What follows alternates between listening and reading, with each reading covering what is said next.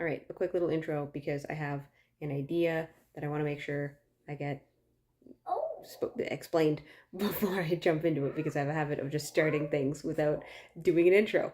So this is going to be more of a like project video than just a book review video. Um, and this might be a long video also. I really like the idea of going through my Libby TBR because I have a TBR tab on Libby. Just going through all the various books I have on there and just borrowing a bunch of them, just taking a whole bunch out at once, and then just reading through as much of each as I can. And essentially, the goal is to clean up my TBR because I have over 100 books on my Libby TBR, plus a whole bunch on a tab for anticipated releases, plus a whole bunch on a tab for books that I should request from my libraries. Note to self: request more books. Um, and so I want to try and like get through them faster and like clear out more books, both by reading them and also by figuring out which ones are DNFs. So I would probably tailor this to books that I'm uncertain of, and then this is probably just going to be a video of DNFs essentially. I don't know how much review there will be involved, but I do really like the idea of just going through a bunch of books, as many as I can, as quickly as I can, to clean up my TBR because it's kind of overwhelming right now, and then and also just get to do a video that isn't just book reviews because especially recently I've done a fair number of DNFs and it is frustrating to keep DNFing books and then not have a video for it because I didn't finish the book. So I figured I'd just do a video where that's kind of the point, and we'll see how many books I can get through. I don't know if I'm going to borrow my max amount of books that I can borrow or if I'll just borrow like 5 at once, see how many I can get through. Obviously, I do also want to try and find books I actually want to read, but I think you get the idea. I think you get the idea. So that is what this video is going to be. I don't know how long of a period of time I will do this over. I probably will try to keep it to like 2 or 3 weeks because that's about the length of a time that my library allows you to hold books for, or borrow books for. Holds are different than borrowing. But yes, that is the concept. Let's see how it goes.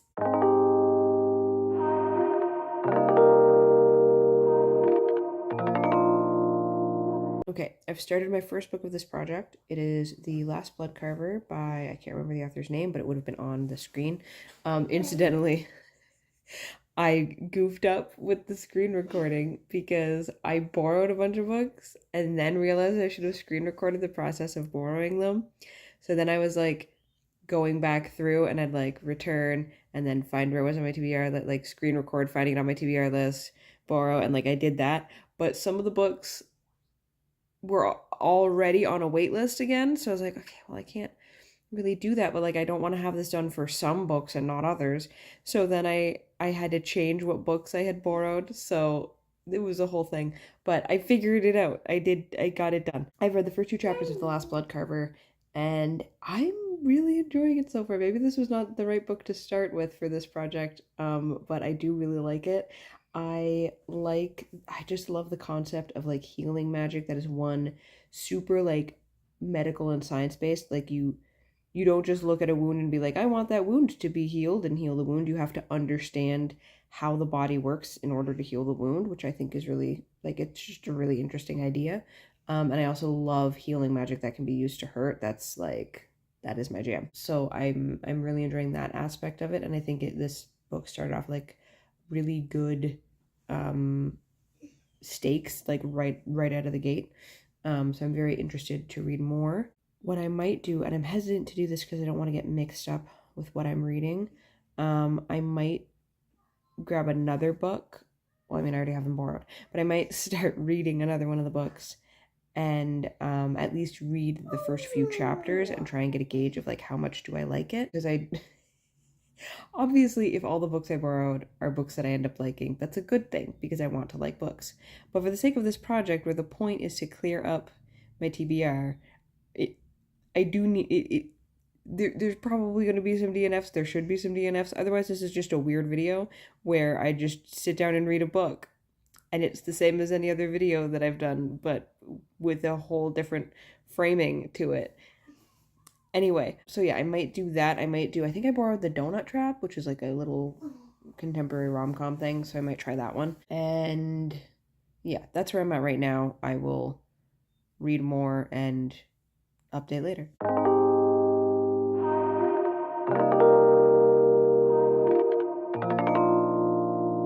Okay, now I've read the first 2 chapters of The Donut Trap, and I'm also enjoying it. So I might just be reading 2 books that I enjoy for this video. Mission failed successfully. Anyway, Donut Trap is about this girl. I think she's like 22, so like recently-ish graduated from college and is working at her parents' donut shop, and that's like just all she does because it's open like all day. So she's at the shop all day. So she's feeling very stagnant and kind of left out because like she's seeing all her friends and peers on social media posting about the amazing lives they're leading, and she's just at a donut shop all day every day. And she like her parents, well, her mom in particular has been very pushy about her finding a boyfriend, and her best friend has been pushy about her finding a boyfriend. And what I think has just happened, I'll have to, keep reading to know for sure, but she was Facebook stalking this, or not Facebook stalking, Instagram stalking this guy that she had a brief interaction with in college and realized like after the fact, like, oh, that guy was flirting with me. Too late now. But then her friend was telling her like, oh, you should like check out some of the guys I've been hanging out with here in Vegas. They're my boyfriend's coworkers. Maybe you'd like some of them and you could like come join us and hang out and maybe meet someone. And she was looking through some of the photos and realized that one of the guys in the photos was the guy that had flirted with her in college, who she'd like never seen again after. And so she like went on a like little Instagram stalking spree, and then was like up so late that she kind of like started falling asleep while on the phone, and she dropped her phone on her face while looking at his profile. So I'm thinking she has either liked one of his pictures or accidentally followed him. So I don't know yet though, but that's what I'm assuming from the setup. So I'm enjoying that story and I'm excited to read more, but that's not quite what the plan was for this video, but you know what? I'll take it. It's fine. Pardon my appearance, I am very tired. My child decided to wake up at 6:30 today, but I figured I should update. I'm 28% of the way through the Donut Trap and 18% of the way through the last Blood Carver. Words. I'm definitely enjoying the Donut Trap more and more interested in reading it, like picking it up. And like the Blood Carver, I'm still enjoying it definitely, but I'm not as like, oh, I need to pick that up and keep reading as I am with the other one. I think partly just because it's a bit more of an involved to read. I need to pay more attention. But also there's an element of the Donut Trap that I'm a little about, which is that there seems to almost maybe be a love triangle angle coming up. It's still in setup. I'm 28% of the way in and it's still doing setup stuff. So like we just met, well, not just, but in the time I've read since, we met Jazz's ex-boyfriend from high school, her secret boyfriend from high school. And we also found out that the rent is going up for the donut shop, so now they're trying to figure out measures to, accommodate the extra cost of running the shop. And so, like, that element, the donut shop stuff, that's fine. I feel like that's gonna play into the romance somehow. But the stuff with the ex, I just like don't care. That like the ex and high school friends and stuff, I'm like, I don't care that much. So I hope it doesn't lean too much into that angle, but we'll see. And then the last Blood Carver, she got captured by people called butchers who they run the black market. And they were trying to sell her off. There were people who wanted to sell her for all kinds of stuff, like, or buy her for all kinds of stuff, like to eat her or for assassination or for, like, they thought she could give miracle cures, stuff like that. But the person who actually bought her is this young girl. She's like 14, and she bought the Blood Carver because she and her brother and their driver are trying to save a family friend / like worker for their estate, because they're like this big crazy rich family, and they want her to he's like in a coma and they want her to cure him, and she tries to heal him, but the blockage that's in his brain, it seems to be similar to the one that was affecting her mom, and she wasn't able to save her mom. And she's like, I don't know how to do this. Didn't have enough time to learn all of this stuff before my people were wiped out. And so, they agree to let her stay with them because they have a bunch of anatomy textbooks because their dad, he's passed, but he designed automatons, and so he studied anatomy and the design of automatons. And so they're like, yeah, you can have access to these books so that you can do that. And so that's where I'm at right now, is she's going to be studying and trying to figure out how to cure this person. So I'm still enjoying them, but I think I'm enjoying one more than the other, depending on the direction it goes with some things. So that's where I'm at right now. No DNFs yet, but we will see. All right, I'm 58% of the way through The Donut Trap.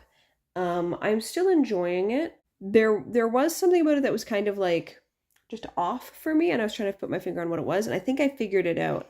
I prefer a romance where there's like, I'm more of a slow burn, not necessarily a full-on slow burn, but like I like there to be a journey to the characters getting together, where like I understand that these characters are not technically boyfriend and girlfriend at this point, but they have gone on a date and there has been kissing and there has been like lots of very open flirting and stuff like that, and it feels more like established than like it's not building tension in the same way, I guess. And so I like that more. The conflict that we're seeing is interesting. And I have a theory about what the kind of third act issue is going to be. Alex mentions that like his ex-girlfriend cheated on him and it's a very sore subject and he doesn't like to talk about his ex. And then Jasmine has had her ex-boyfriend come back into her life, and she's not entertaining like being with him or anything, but he just kind of keeps showing up. And there's already been a couple instances where Alex is kind of like, who's that guy? And so I have a feeling that like something's going to happen where it looks like Jasmine is cheating on him and he gets upset. That's my guess for what the third act conflict is going to be. But I don't know. It could also be something related to the shop or her family or his family or anything. I don't know. But it's still good. I am still enjoying it. Evidently, I'm 58% of the way through. I'm still going. The other book, The Last Blood Carver, I am, I think, 26% of the way through, making my way through that one much more slowly. It is also a little bit longer, so, you know, but I'm not as engaged as I was. It's turning into a bit of a, like, I guess like a mystery plot maybe, and I'm not sure how invested I am. I really like the magic system, but I don't know how invested I am in the like characters and the conflict.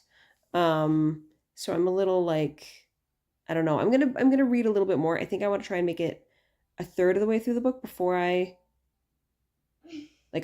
not at a point where I would consider DNFing it, I guess is what I'm saying. But I'll read a few more chapters and see how I'm feeling. And yeah, that's where I'm at right now. We'll see if I end up with any DNFs in this video. I don't know. Is it a good thing or a bad thing if I have no DNFs? I'm calling it The Last Blood Carver is a DNF, which means I've returned that book and now I need to figure out what the next book I'm going to read is. I should probably talk about why I DNF'd that book. I wasn't in love with the writing style, and I think I mentioned this in an earlier clip. The plot was just going in a direction that I wasn't super interested in. Like, I didn't feel invested in, and part of it is that I just didn't feel invested in the characters. The only thing I really liked was the magic system, and like that's just not enough to keep reading a book. So it's a DNF. First DNF of this vlog series video thing. I will probably do more videos like this if that isn't apparent. But now I have to go pick what book I'm going to read next.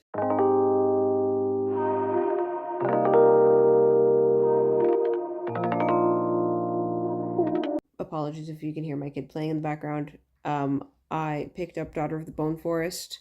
I read a few pages. I don't think this one's for me. I'm just not I don't know. I'm not vibing with it. I've literally only read a few pages, but I just don't think I'm vibing with this one. So I think I will immediately DNF it. I am 78% of the way through The Donut Trap. We've hit basically like third act breakup territory. And I get it, but I also like it's making me not like Alex. So without getting too into spoilers, basically Jasmine lies to her parents about being somewhere so that she can go for like this work opportunity, but she thinks Alex is busy, so she calls it like reaches out to friends to help her get to this thing, because like part of keeping the secret she has to not use her car. So she asks for friends to give her a ride, and the friend who ends up giving her a ride is her ex-boyfriend, and she ends up in a huge fight with her parents because they catch her and they're mad at her, so she has a huge falling out with her parents and her brother, and then she goes over to Alex's, and then Alex is kind of like she not only opens up to him about this falling out she had with her parents, but also about like this really bad thing that happened to her when she was in college. And then but when she's opening up to him about her parents, I'm telling this kind of out of order. She talks about college, then about what happened with her parents. And when she's telling him about that, she mentions that like the person who drove her, and Alex gets all mad because he has this like paranoia about being cheated on because his last girlfriend cheated on him. And so he hears that Jasmine has been talking to her ex-boyfriend and is mad because that means she's been seeing this guy behind his back. Even though Jasmine is like very upfront about like I'm not interested in him, we're not seeing each other, he just gave me a ride.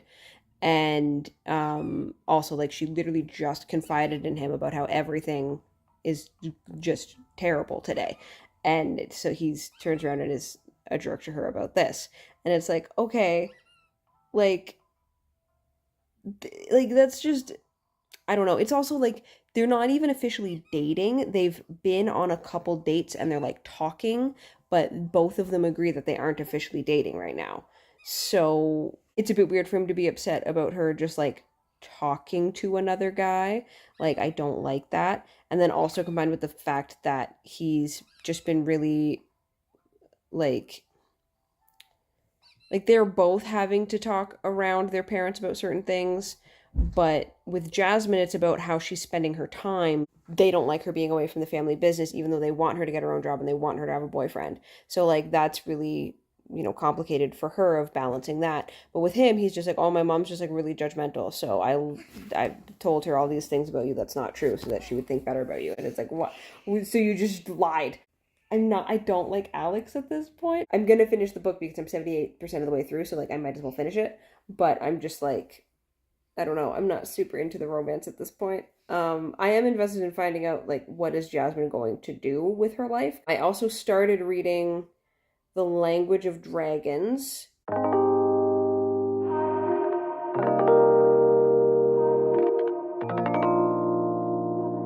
It is, I believe, a romantasy book. I've only read like two, maybe three chapters so far. So I've just read the kind of like the catalyst. But it's this like oppressive society. I think it's it's real world but kind of historical. There's reference to the Great War, which I don't know if that puts this in like the night basically the equivalent of the 1920s maybe. It's about this world where humans and dragons live alongside each other. I haven't seen dragons in the story really yet. I get the vibe that they might be possibly humanoids sometimes, maybe. Not sure. Um, but there's like there's like a class system, there's a lot of like oppressive politics. It's very controlling, and the main character came from this second class family. It's like the middle class, and there's concern because like if you don't do well on your examinations, you can be demoted to third class, which is like wild. And so there's lots of like stress and concern about keeping up and performing well, and also not ever being associated with any of the resistance or the protests that spring up, or right, like there's a lot going on in that way. And her family, or at least her parents and her uncle, are found out to have been involved with the resistance in some way. And so they all are like suddenly arrested. It's very shocking and traumatic for the main character. She's like think she's 17 or something maybe. And so she's trying to figure out what to do because like her parents are gone, her uncle's gone, her cousin who is 18 is gone because they're like, well, we need to know for sure if you're innocent before we can release you because you're an adult, so you can be tried. And the main character, Viv, is just 17, so she's not being tried. And then she has a younger sister, so she's like trying to figure out, like, okay, I need to try and prove my parents' innocence.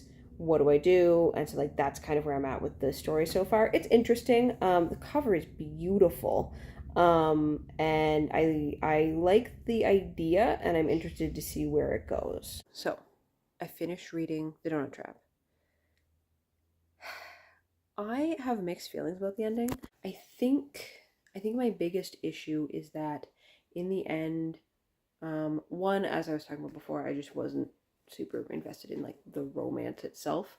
I did enjoy like all the family stuff going on, and I was interested in Jasmine's like personal journey and finding her place and figuring out what she wants to do with her life and getting a job outside of her parents' donut shop.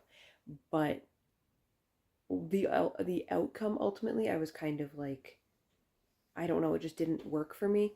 The issue is that in the end, it doesn't feel like it's not that she found a job doing something she loves or that she like figured out what she loves and pursued that. It's that a job kind of fell into her lap. She took a shot at it, got accepted, and then was like, I guess likes it. There was even in the like kind of denouement part of the book where you're seeing things kind of get resolved and tidy up and you're seeing how things are looking up for her, she's still constantly complaining about her job. So I'm like, do you like this job? I'm not sure if you do. I think it's just not your parents' donut shop. I don't know if you actually like it. And I would have even been okay with like the idea of this being a sort of first step transitional situation, and it's like helping her feel more prepared and capable for moving on to bigger and better things further on down the line. And like through the work she's doing, she realizes more of what she does like, and like, oh, I like this aspect of this job, so maybe I should gear more in this direction. And because she has a job where she's kind of wearing a lot of hats and doing a lot of things, and so like like even just that as a note to the story would have like felt more satisfying. But as it is, I'm just kind of like, oh, okay, I mean, I guess she got a job, but like it didn't feel like a character moment for her getting a job. It just felt like like in real life, that is indeed a thing that happens. Sometimes you just stumble into a position and you're like, oh, all right, I'll do this. Sure, why not? But like, that's not a satisfying conclusion to a book. And so ultimately, like, really the only thing that I kind of liked as far as the ending of the book went was the family dynamic stuff and how that was discussed and portrayed. I thought that was handled very well. And I did enjoy seeing the like it's a very complicated family dynamic, because there's like language barrier, and also her parents have a lot of trauma from how they immigrated and why they immigrated, and there's just the whole thing of like all the complications that come with being a child of refugees, and like how there's certain things that other kids your age don't understand, and like that whole dynamic was like, I thought it was handled very well and it was very interesting to read. But it's ultimately kind of the only thing I really consistently liked in the book. I think it's a 3, which is unfortunate.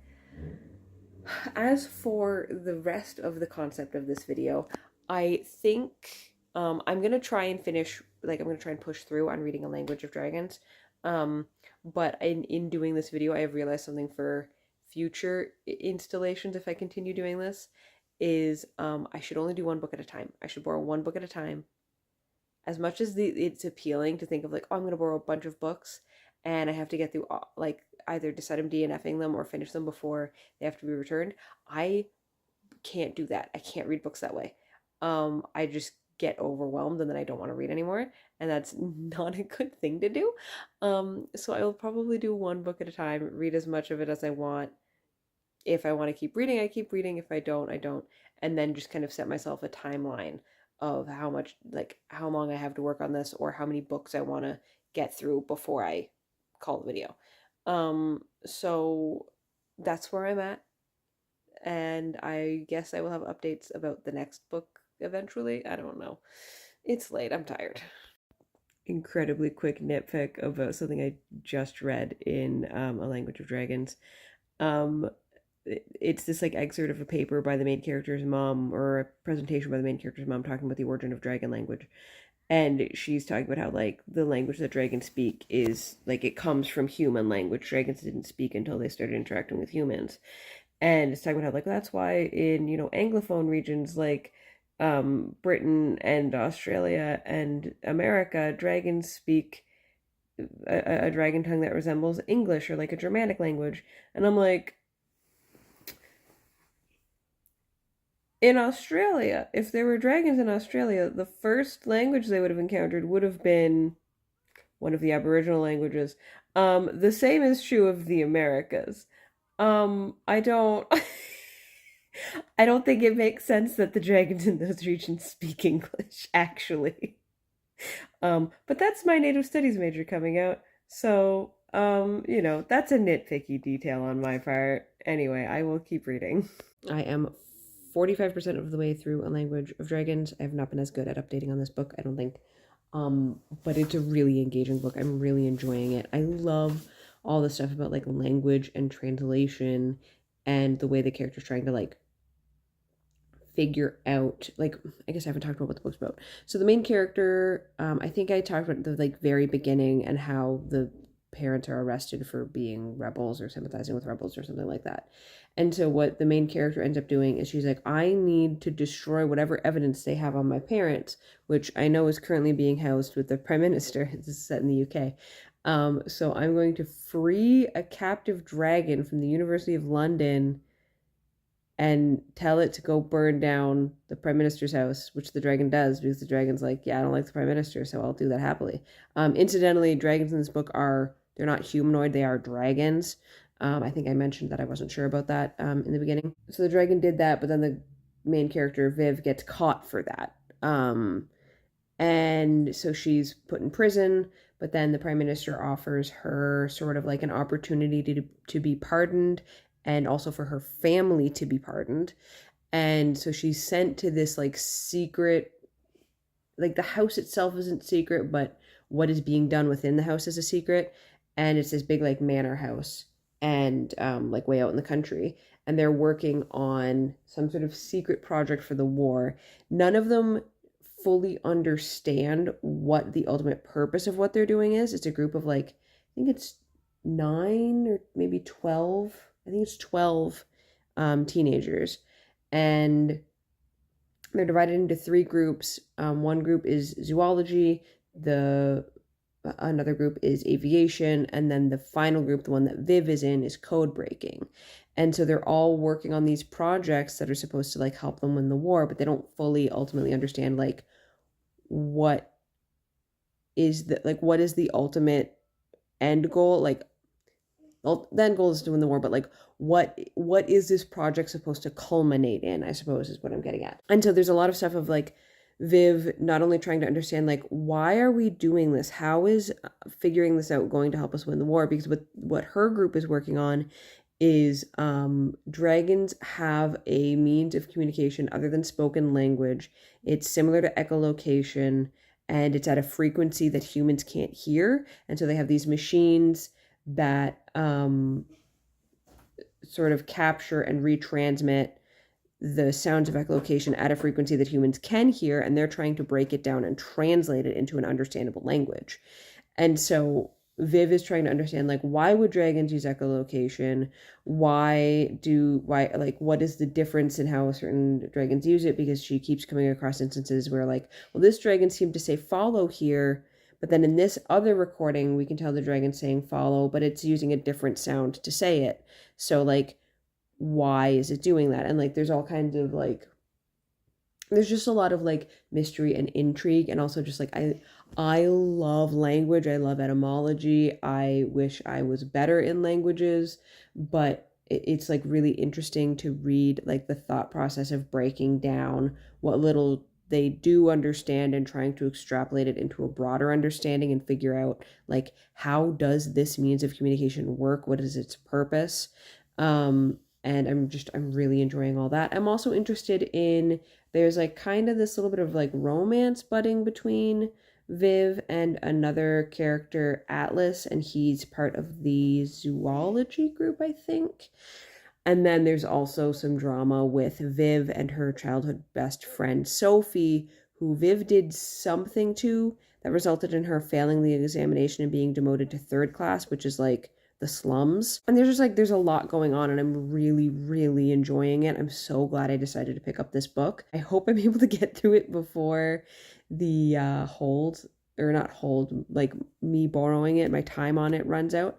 I think I have like 7 days left. So hopefully, I think I can get through that. I think I've rambled enough. I will leave this here. Oh, per an earlier clip, I had commented on like, why are you saying that like dragons in Americas would speak an English-like language? I think maybe that was like,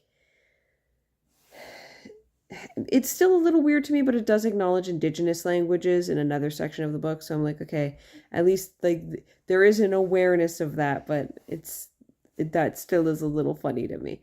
Anyway, that's enough update for now. I will update. I don't know if I'll remember to update at the 75% mark or if I'll just read through to the end. We will see, but I will have some kind of update at some point.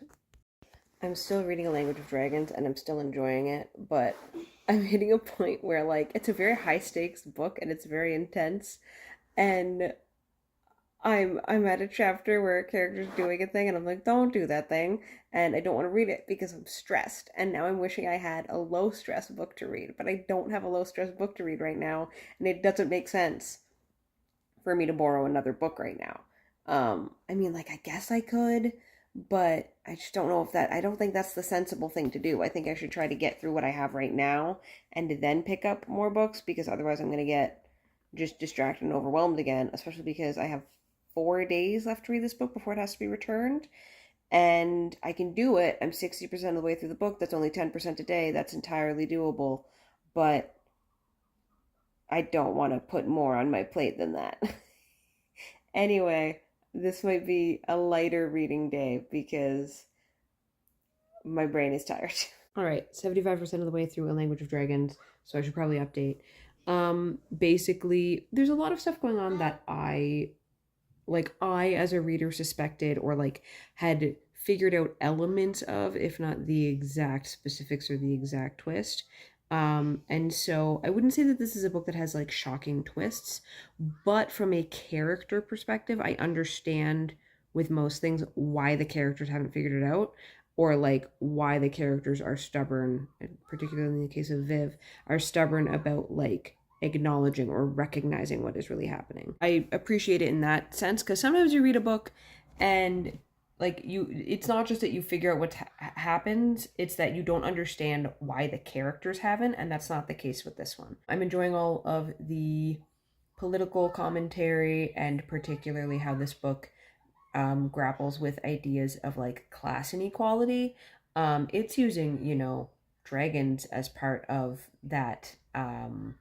In this society, part of the oppressed classes, dragons, but it does correlate, and like I can see a lot of real world stuff within it, and I think it's being handled pretty well, and it has interesting things to say. I wouldn't say it has anything like new to say, but I also wouldn't say that it's like fumbling it or missing the point or like contradicting its own message, which is definitely a thing I've seen in other books. I'm really, really enjoying all of the stuff about language in this book. The language that they're figuring out in this book, or the code that they're figuring out, is like, it's a really interesting concept, and I'm curious to see more about it. And I'm at a point in the book right now where like things have gotten really tense between all the like the recruits, like the people who are trying to accomplish these goals for the government so that they can be like pardoned and like freed from whatever they're dealing with,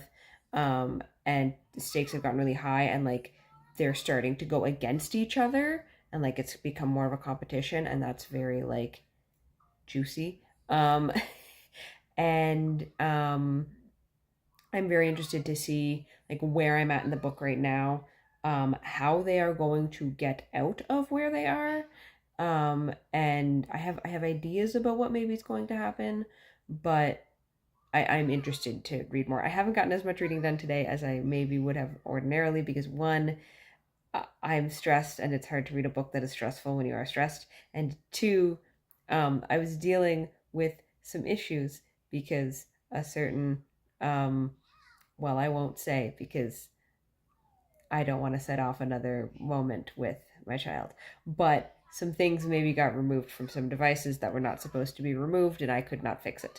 So, um, anyway, that's where I'm at right now. I don't expect I will have an update other than my last update. So this is probably going to be one of the last clips of the video. I will say, I was looking at my Libby today and I just happened to look at like how many books do I have on my TBR tag. Um, Even after like because I've gone through a few books so far in this video, so the ones that I've completed or DNF'd, I've removed from my TBR. I have 141 books on my TBR still. So, yes, thinning out that TBR is still definitely a good idea. It is needed. I know some people hear the number 141 and they're like, I read that in a year. I do not read that many books in a year. It would take me 4 to 5 years to read that many books. So I should probably work on thinning that out and getting through that. Anyway, that's where I'm at with this so far. I will update when I am done of this book. I just finished reading A Language of Dragons. 5 stars. It was so good. Oh, what a good book.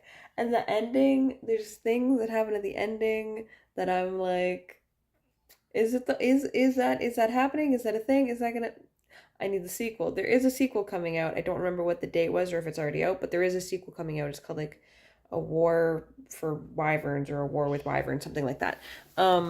So I will definitely be reading that. This was so good. I loved, again, I keep saying it, I love all the stuff with language, but it was really interesting. I think there were some good twists.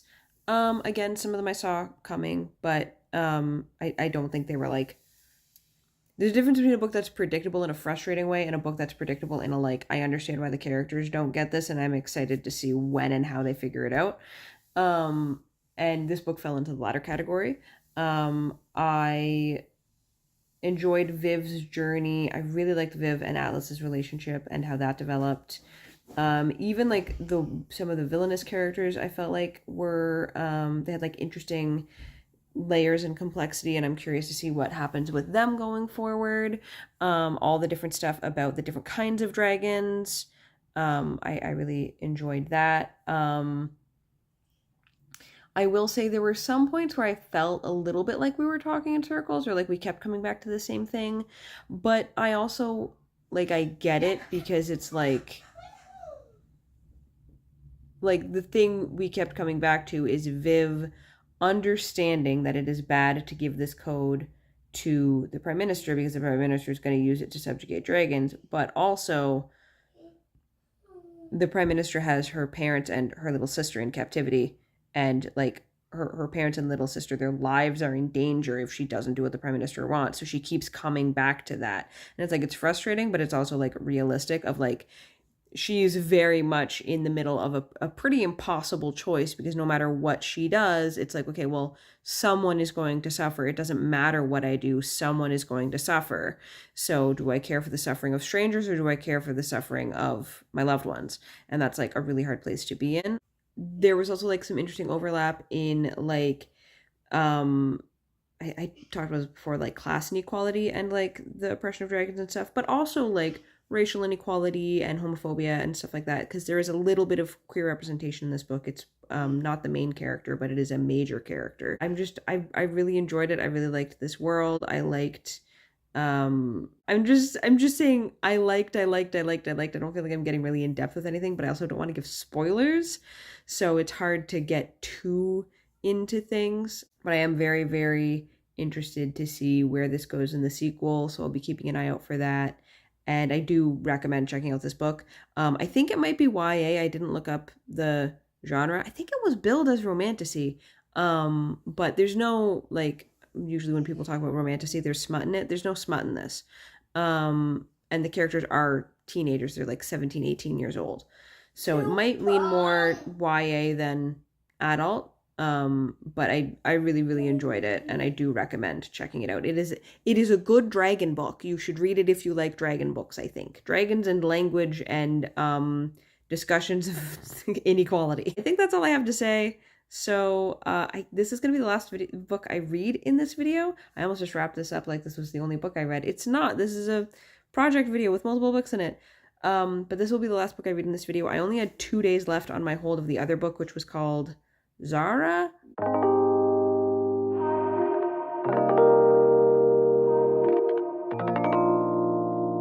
But I just immediately returned that book. I'm not DNFing it because I didn't try to read it. I didn't get time, but I just don't want to try to do another book into this video. I think I've talked enough about books. I got through 4 books. I DNF'd 2 and completed 2. So I think that's pretty good.